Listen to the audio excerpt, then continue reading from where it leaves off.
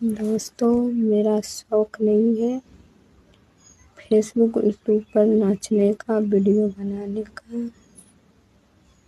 क्यों कि मेरा इसमें बहुत दुःख तकलीफ़ बहुत झेले हैं। हर परेशानी, हर मुसीबत से मैं झेल चुका हूँ।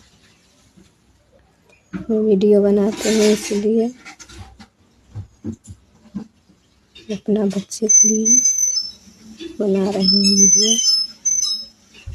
आगे चल के मेरे बच्चे को मेरे जैसा तकलीफ़ नहीं होने, इसलिए मैं वीडियो बना रही हूँ। आप मेरे के लिए सपोर्ट मत करिए, मेरे बच्चे के लिए सपोर्ट करिए, लाइक करिए।